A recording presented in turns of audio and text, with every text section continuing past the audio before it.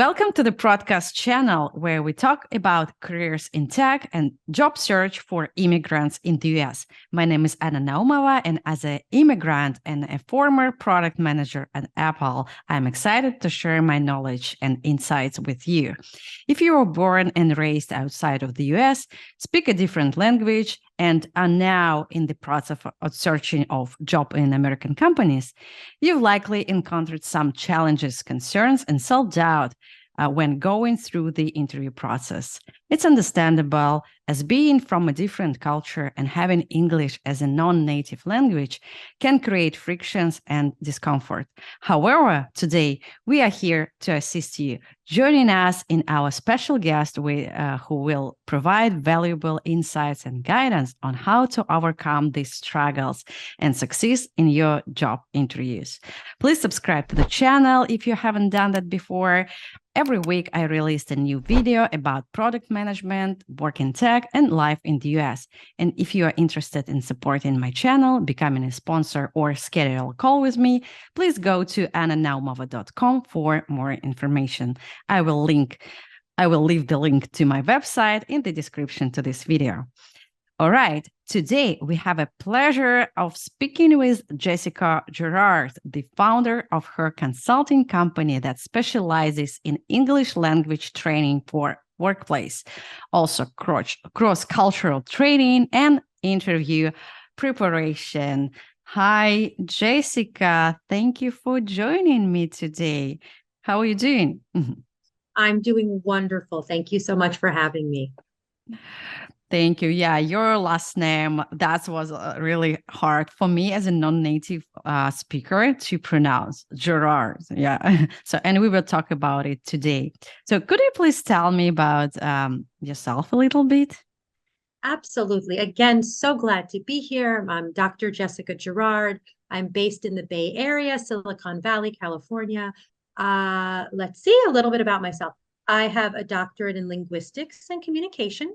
And I was a college professor for many years, starting it's been quite some time in the early 2000s. And I worked at a number of universities. I worked with many international students and managed programs. I worked at University of Arizona, Columbia University. I've taught English here at Stanford. And now I run a company that helps train professionals who have immigrated to the United States on the language and culture that they need to succeed at work, to find a job, and then to succeed while they're there.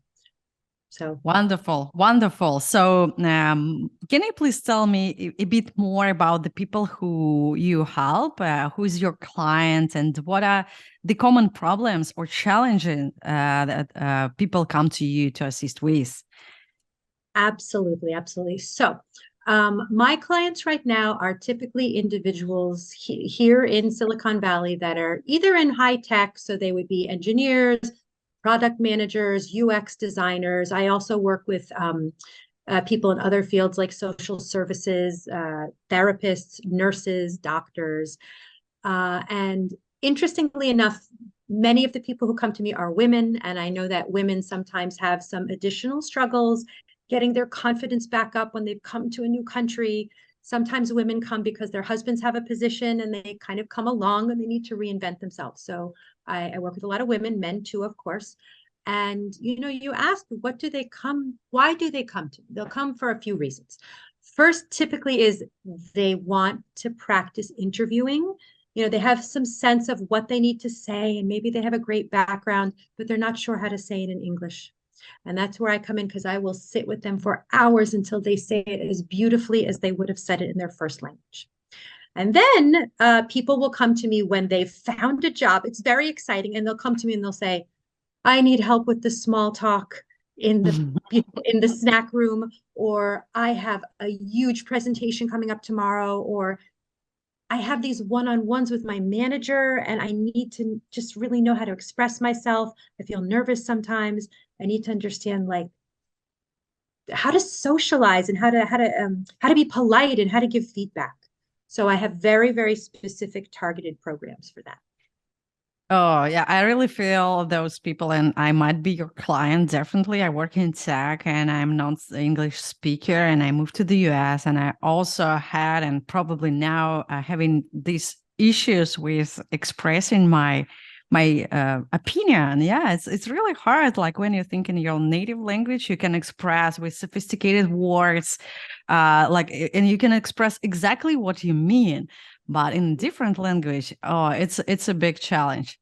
That's why actually I decided to challenge myself and launch this channel in English to speak English and show, okay, yeah, I'm not an English native, and I make a lot of mistake, and I can accept it, and we are all not perfect, and let's like try together and encourage together to do so. Cool. Yeah. Let's speak about English language. You help immigrants with the English language. So how does language proficiency affect job search success in the US? Why Okay. it's important? It is. Or It is maybe not important. important. So here's the first thing I want to say. Look, it is important to learn English, and it's important you'll be learning a lot of, new phrases, in your field for when you go ahead and interview. Okay. And that's certainly true. But the biggest way that I see language affecting the interview search is when it causes people to lose confidence. That is the biggest problem because when I work with people, they are always better than they think they are. Okay. So that's something that's very important to know. Another thing that I always need to remind people, especially when you're working in a city, a major area, you may think you're the only person who's having any kind of issue with your English.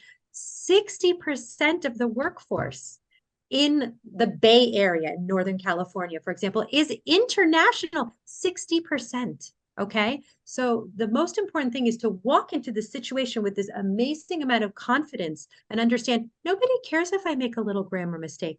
Nobody cares if at one point oh, what's the word? And then you have to, it takes someone. It's okay. This is absolutely fine. So that's the first step is just remembering that how many non-native speakers there are. And also, this is a very important sentence I don't want anyone to forget. Americans do not own English. The British don't own English. You know who owns English? The world. It is a global language. It belongs to you and me. It can be spoken with your accent. It can be spoken with my accent. It can have a couple of grammar errors in it. The last thing I want to say that I think is very important, I talk to a lot of people who interview, a lot of hiring managers. Okay. My husband is one of them. And he will say again and again, we don't care about your language mistakes. We care about the stories that you tell.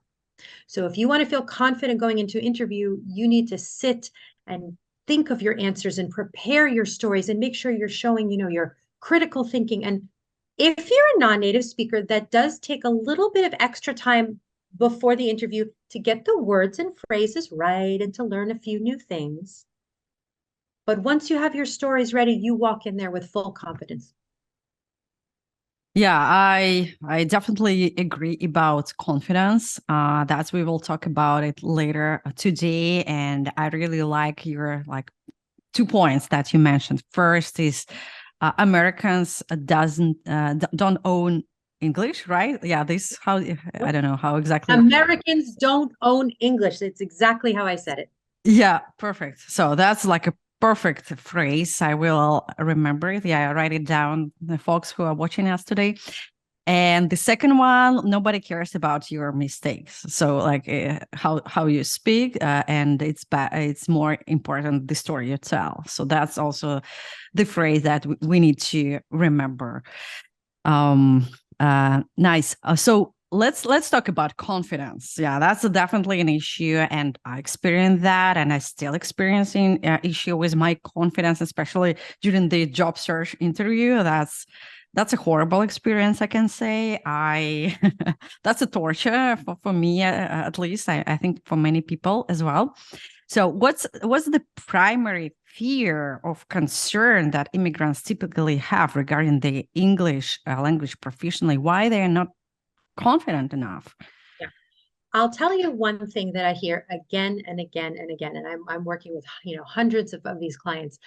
I keep hearing the same thing. They'll say, I get so nervous that I am afraid I'm just going to forget an answer. And I'm afraid I'm going to freeze. That is honestly probably one of the number one fears that people have. Now, by the way, native speakers have it too. Trust me. So the antidote to that, again, is preparation.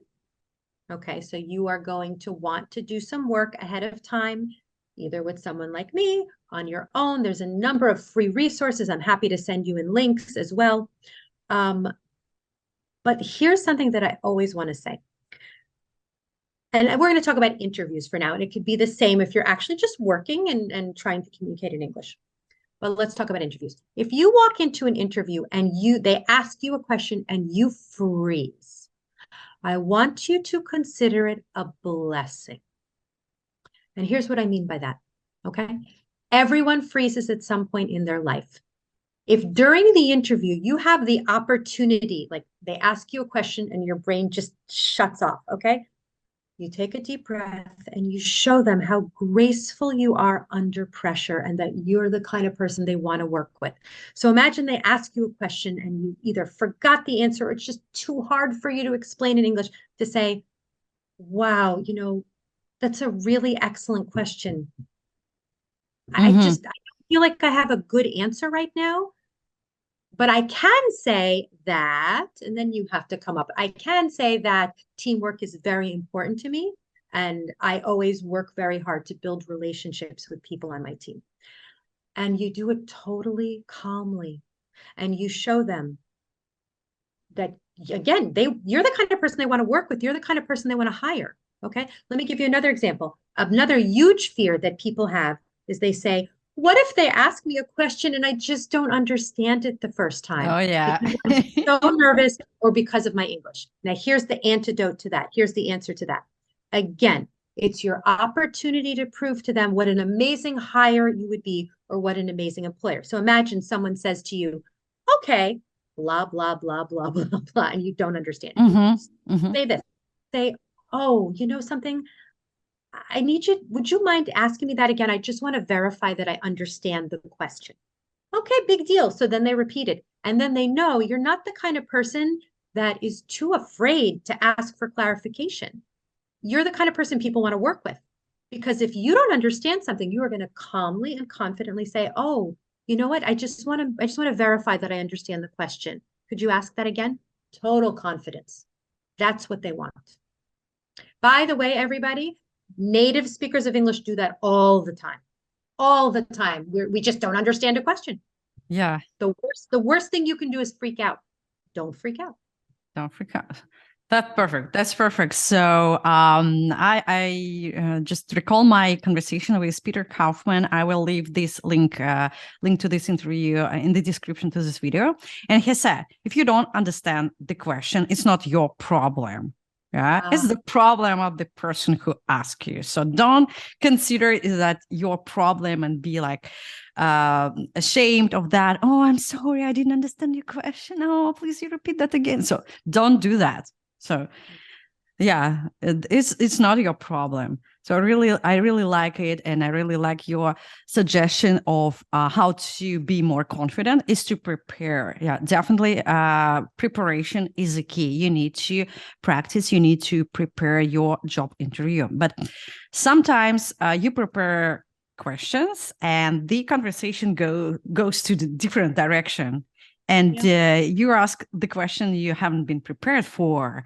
So what can you also do like to overcome these fears or like lack of confidence? What else individuals can employ to improve their language skills and increase their chances of success in job search? Absolutely. So there's definitely strategies, in my program, we go through all of them. So the first step would be, we have to take a look at the most common questions. We have to be prepared to answer them. We need to go over each one in detail. We need to go over each one and say, but are you really showing your best self, your intelligence, your initiative? Is it culturally appropriate? You need to practice. You need to have mock interviews. It's a matter of practice. It really is. As long as you walk into the situation saying, I know my English doesn't need to be perfect. As long as you do, but you need that practice. Okay. Now, also, what we do is we will take all of the job descriptions, all of the jobs that you're looking for, and we look carefully at the descriptions and we take that vocabulary and we take those phrases and we incorporate those phrases into your answers so that you know that you're really showing you're the kind of candidate that can serve them. So really, when you are a non-native speaker, it's about two things: raise the confidence and raise the practicing. Just practice. I know, and I have a huge amount of admiration for anyone who came to this country, interviews in a non-native language, and works in a non-native language. It's amazing. And the amount of time that you have to put in to prepare, it's amazing. I have so much respect. So, and by the way, all of this interview preparation or work preparation in general helps your language skills. So you're killing two birds with one stone. That's always good. I agree. I agree. To speak language, you have to speak language. Yeah, you have to use this language. And yeah, I'm speaking 3 languages. My native language is Russian. I'm speaking English, and I also speak in Spanish, like a little bit worse than English, but still. And I know, like, to start speaking language, you have to speak. That's why I have a weekly, like several times per week, conversation in Spanish as well, to memorize Spanish, to start to being more fluent at Spanish. So that's like super important. And it's not just like speaking with a trainer or like teacher. So you also can find friends, community, I don't know, like definitely paying every time for teacher, like it's probably expensive, but you can practice for free. You can find the same product managers. Actually, a lot of free platform for mock interviews, at least I know for product managers, Stellar, Peers, and Try Exponent. Try Exponent is paid, but yeah, I leave the links. So if you want to practice for free with peers, also you can join this platform and like practice that. So it's not necessarily like super expensive. You can do that for free. Cool. Yeah, thank you, Jessica. Let's talk about culture. Yeah, it's also a big issue for immigrants, especially from different culture, like opposite culture. I can say Asian, for example, or Russian culture. So, in what ways does cultural background influence the job search process and career progression? Why culture background is actually so also important for success? It's so important. So I can say, and I do a lot of training and workshops on this. Cultures vary in how they regard and how they treat their bosses. Okay.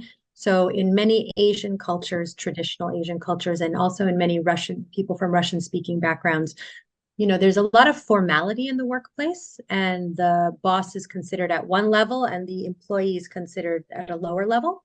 And that affects the way that you speak to them.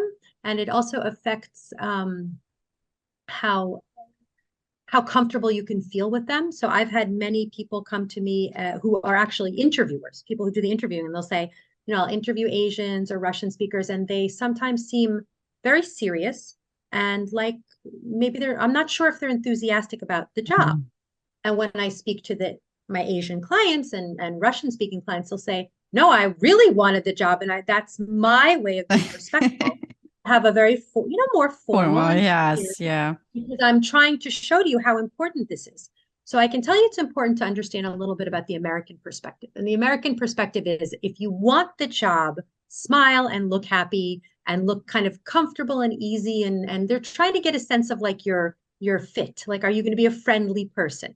Now, it doesn't mean you have to be smiling, a huge smile and cracking jokes, but you are going to need to be able to smile and just feel to show like a positive attitude, right? Exactly. Not being a clown or comedian. Yeah, that's not a goal. So yeah. Not absolutely under no. Just watch yourself in Zoom, because you have access. If it happens to, this is lucky. If you're doing an interview on Zoom, you can see your face. Mm-hmm. Just make sure you're looking a little more relaxed and smiling. The other thing is, when it comes, let's say, to interview questions and answering questions, it's important to show enthusiasm. Like you can say, I feel like I'd be a really excellent fit for this job, and these are the reasons, and I think this is a perfect match for me, and I would love to work for a company. Many people from other cultures are afraid of the word love. It seems too much. But Americans, it's like nothing. I love a company. Like I love doing this. I love doing that. So start feeling comfortable with that word, love. There's so much to say on this. My goodness. I guess another last thing I want to say is in the United States, we will expect you to promote yourself and kind of sell yourself. And the way that we do that, and it happens in the interview and just at work, you need to be able to talk about your accomplishments and where you took initiative, because that's highly valued in the United States to take initiative on different tasks. So whenever you answer an interview question or whenever you're talking at a one-on-one with your boss, make sure they understand, I thought this would be a good idea. So I called together a group of people. I did this research. I moved this forward. That's very important. That's actually, I've met multiple times people from Asian culture, Eastern culture. I mean, usually use like we implemented that, like my team and I. So I'm not alone. I was working on this project. Like I worked with my team, but here in the US, I noticed that's opposite. So I did. Yeah. It's true. And they will also definitely ask you questions about teamwork and collaboration. It's very common. They might ask, have you ever had a conflict, or how do you collaborate? So they do. They want to know both. They want to see that you can take initiative and that you can also work with others and be a good listener and things of that sort. Yeah. Cool.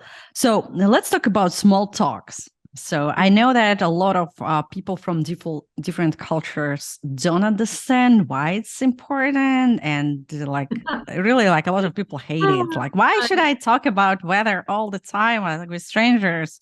Tell me about that. Yeah. So it is true. Compared to other cultures, Americans have a little bit of this sort of easy, like, just a couple of sentences back and forth.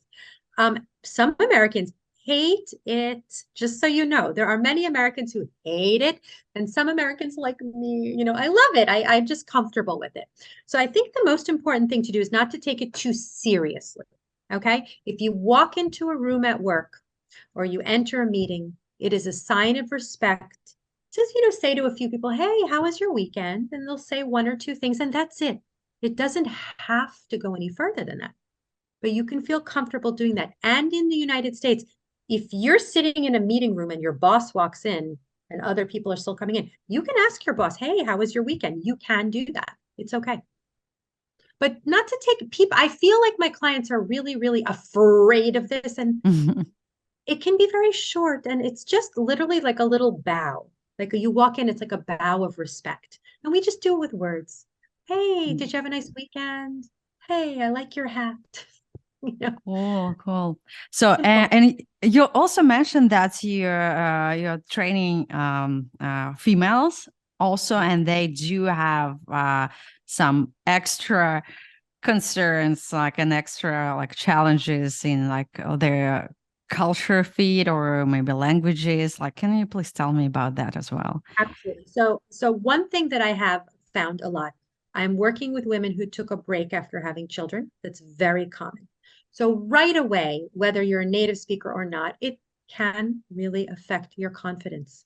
And what I'm finding is women are not aware that it's happening to everyone. Like they come in and they feel very alone. Like I don't feel ready to interview and I'm scared. And I just basically say, well, you've kind of been in the house for a year or two wearing sweatpants, and that's hard for anyone. So let's first, so what's great about getting back into the world of interviewing is you start looking back at your amazing accomplishments. After one day of interview practice, you are going to feel amazing again. So that's A. Number two, women seem to doubt themselves more. Women seem to question themselves more than the males that I work with. And you said that it's not only non-native speakers, like immigrants, yes. Also like, yeah? Women, exactly. Wow. So I find this is a common, and this is why I do this. A common thing that I will hear from a female client is this. I was at a meeting and I had something important to say, but I felt like I was going to say it wrong. So I didn't say it. And they're silencing themselves. And I don't honestly, and again, I would love to hear from anyone in the audience. Feel free to let me know what you think. I don't see that as much from males, although maybe they're feeling it. So with women, confidence building is extremely important. And I can tell you, you know, the research, people talk about this all the time. When you look at job descriptions, right? If a woman has 70% or 60%, she won't apply. Or like even if a woman, no, if a woman has like 90%, she won't apply because she doesn't have 100% of the requirements. If a woman looks at the list of requirements for a job and she only has 90, she won't apply. And they don't see those trends with males as much. That males will just apply. Yeah. So we need to work on confidence building with women. How do you work on confidence with women? Is it any specific approach, specific hints you can recommend? So the first thing I will do is, so let's suppose that it could be either an interview or talking with them about what's going on at work. I ask them what their accomplishments are. I ask them about their background. I get them to remind themselves of their power and all of the times they took initiative and all of the difficult things that they do. After you've been out of work or you made a transfer to a new country, or sometimes you come to a new country and you have to work temporarily in a lower position, it can really push your confidence down. So asking them specific targeted questions. What did you do that you are proud of? Why are you proud of that? Why was it difficult? Tell me about your successes. Getting them to remember those stories. That is something that I find deeply builds confidence and gets them into a new place. Yeah, and this is actually a really hard question. What did you do? What did you accomplish? I work with people also like immigrants who came to the US, and it's a really hard question for them to identify, to be proud of. So they said, no, I didn't do anything. I'm not proud of anything in my life. But actually, like if you dig deeper into what they did, they did a lot, but they cannot just be proud of that. And this is like kind of imposter syndrome, or how do you call that? Yeah. And imposter syndrome, and anyone listening, I want you to know, the smarter you are, the higher your expectations will be, and the more you'll be harder on yourself. I see a direct correlation. Very smart people they have such high standards, and this is something that's good for everyone to know. When you go through a huge change like an immigration or coming back from work after having a kid, it can cause a form of self-doubt and depression, and to know that we all get it and we have to throw it off. We have to just it's like a heavy backpack on our back. You just have to throw it off. It happens to all of us. Me too. I took off time when I had children. When I went back to the classroom, I almost had a panic attack in front of 20 students.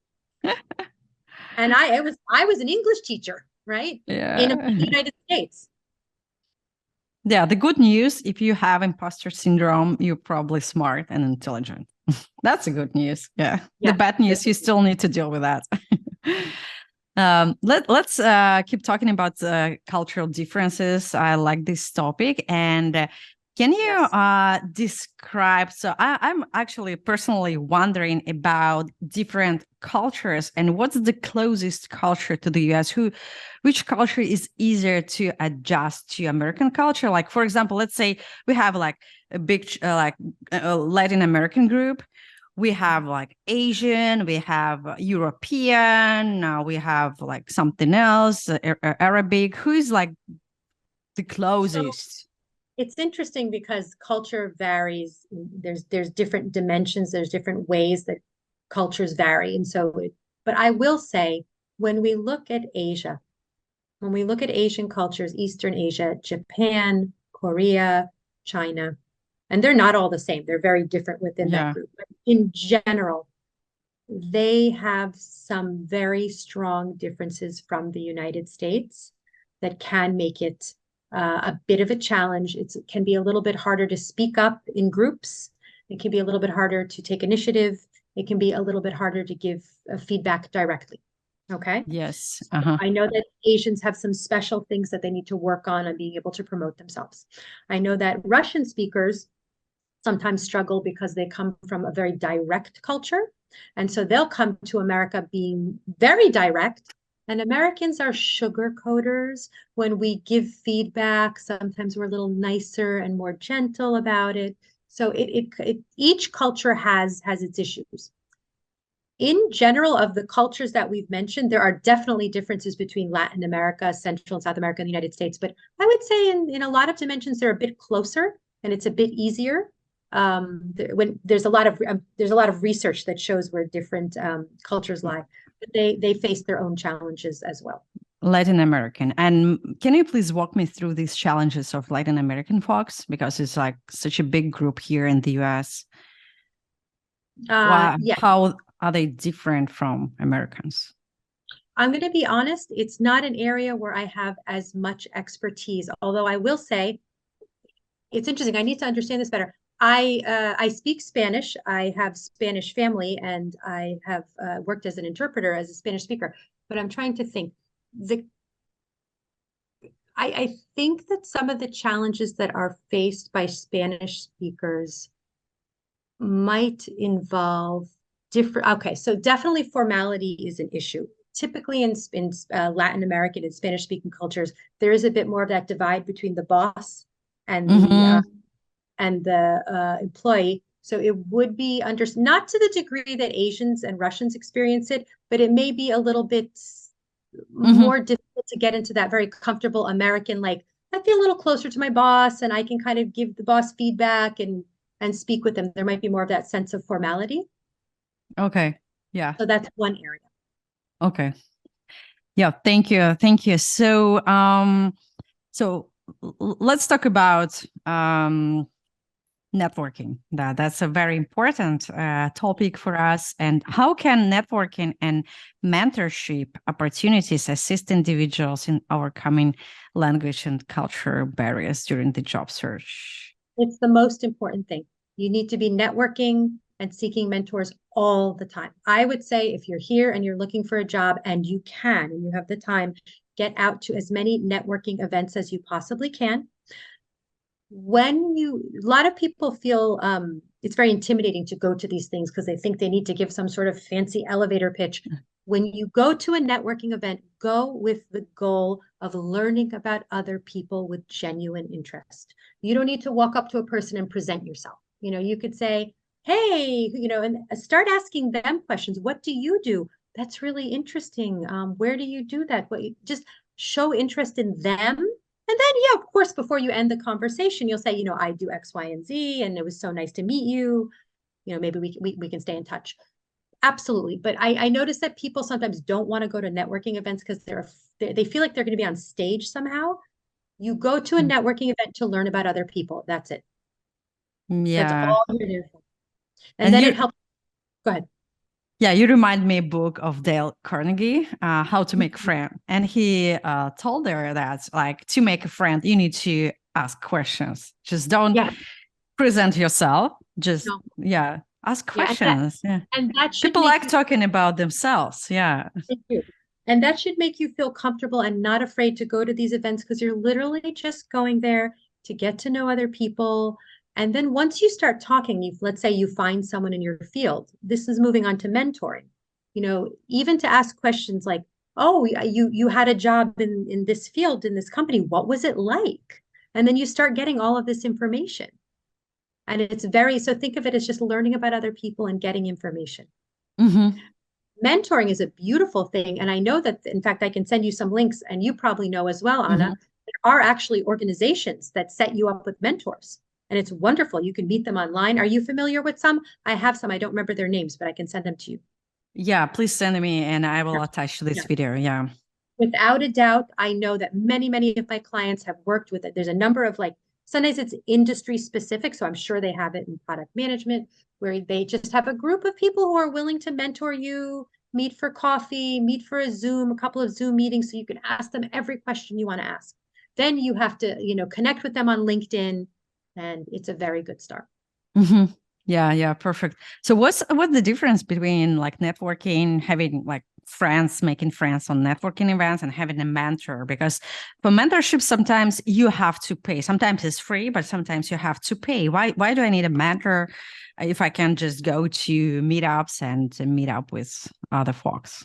So my clients use different strategies. Some of them decide that they just, some of them decide that they absolutely would just like to do it through talking to people and not formal.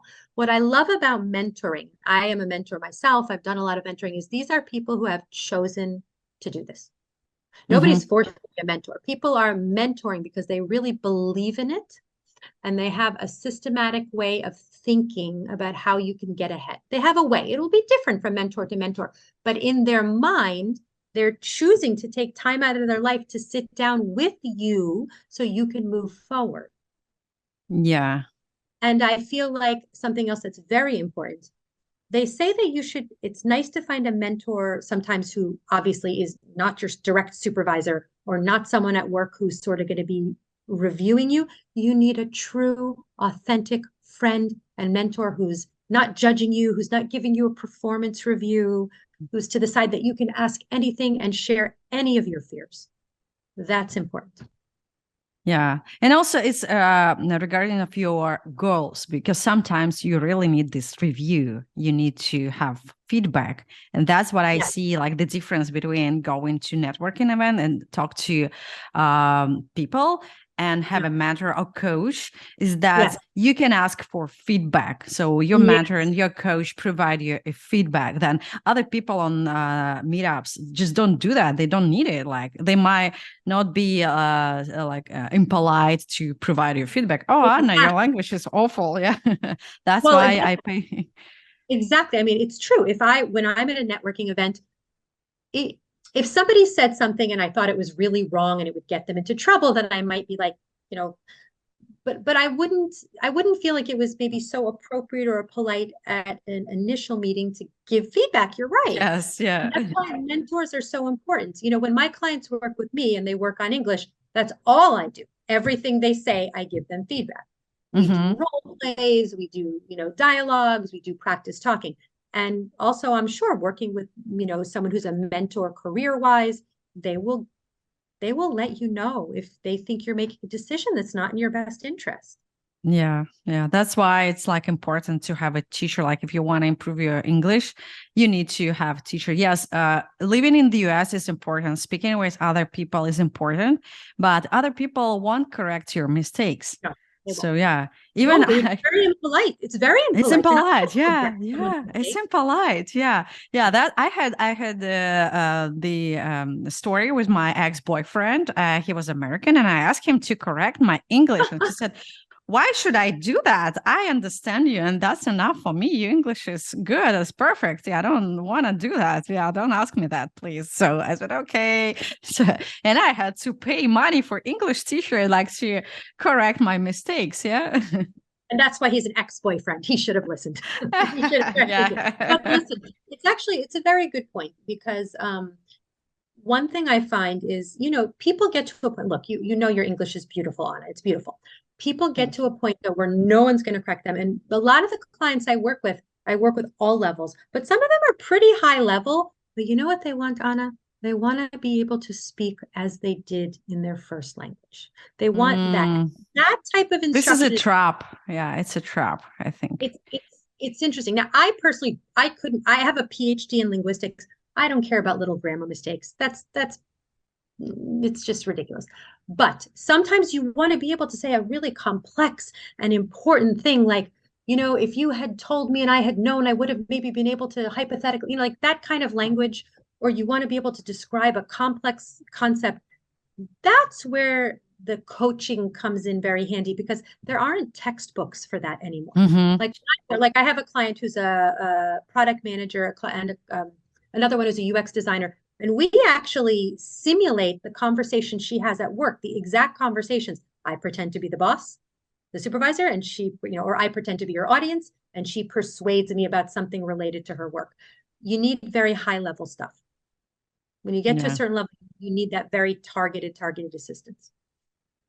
Yeah. So, but yeah, in one hand, it's really important to speak clearly and speak very well, but sometimes it's getting people into this like fear of not being able to speak clearly, perfect speech. Yeah, I cannot speak perfectly, and I don't want to speak No, you should, but you shouldn't, because yeah. anyone who is educated knows that international English, which is what you're speaking, is beautiful and it's all we need. And sometimes, though, people just want some extra practice talking so they can identify some of those gaps. There's some beautiful phrases and words that they just never used before, and they want to practice using them. Yeah. Thank you. Thank you, Jessica. Yeah, that's my last question. And you've already given several recommendations, beautiful recommendation. Thank you so much. But what else would you suggest for immigrants who are just starting the interviewing journey in the US? Yes. Okay. So I would definitely recommend mock interviews, practice interviews. Absolutely important to do practice interviews and get feedback and go through the whole process. And by the way, throw out some applications to maybe a job you don't even want. Get a real interview and practice. You can work with a coach and do mock interviews. You can record yourself giving answers. There's a lot of ways to do this. Practice. Real, something as close to the real thing as possible. Mock interviews, I agree. And I've been doing a lot of mock interviews and also like real interviews. I stopped doing mock interviews because I decided to practice on real interviews. But at the beginning of my journey, I definitely did a lot of mock interviews. So the issue with mock interviews, especially when you're doing it with folks who are maybe less qualified, that they cannot provide you a valuable feedback. So if your level is different, so you would rather, and if you're going like maybe more qualified, more educated, your English level is better. So it's better to find like coach, a mentor, a teacher, something who will really notice these small details. But if you're like at the beginning, definitely could go to free platform like Stellar Peers and find any folks you want from different culture. And actually it's really good for listening because I talk to many people from different countries with different accents. That was so valuable for me to improve my listening skills, because it's also not only speaking but listening, understanding people. That's also a big issue for non-native speakers. And I wanted to add just one other quick thing. Just in general, when it comes to improving English, there's lots of programs you can do. One thing that my clients love, you have to find a way to work on your English that you love. So I worked with a client this morning, a Russian speaker, and he loves music. And so we go over like this music that he loves with the lyrics, and we just talk about the lyrics and talk about the language, and he loves it so much. You have to find a way to study English that brings you joy. I have another person who just loves debating about political issues. And so we debate about political issues and I give her feedback. You have to find books that you love in English, podcasts that you love in English, listen to Anna's podcast. You have to be doing things that are joyful to you, genuinely joyful. And your English will explode. Your English will grow. It has to be fun. It's not like back in high school with this horrible grammar workbooks. Now it's about fun. English is the capital, or London is the capital of Great Britain. That's how I learned English. Look, you did the hard work. That's over. We're all grown-ups now. It's time to learn English in a way that enriches us. Yeah. And this is that you recommended. It's not only about English, it's also about understanding culture. Just do what you like. Join groups what you like. I personally part of running community, and I have a lot of friends from like runners, because I like running. I'm running like several times per day with different people, local immigrants, whoever, and just like learning culture and like improving my English as well. So it's not just about only job interviews, boring, horrible job interviews, right? Yes, absolutely, without a doubt. Absolutely. Cool. Yeah. Thank you, Jessica, for sharing such insightful information today. If you found Jessica's expertise or expertise, yeah, valuable, we encourage you to visit her website for future resources. Her contact information will be provided in the description of this video. If you have additional questions or topics you'd like to cover, please feel free to leave them in the comments section below. We appreciate your support. So if you enjoy this video, please remember to hit the like button and share this video with your friends. Don't forget to subscribe to my channel for more helpful content. If you need assistance with your resume, LinkedIn profile, or job interview questions, you can visit annanaumova.com for further guidance and support. Thank you again, Jessica, and thank you everybody who watching this video, and we look forward to seeing you next week. Thank you.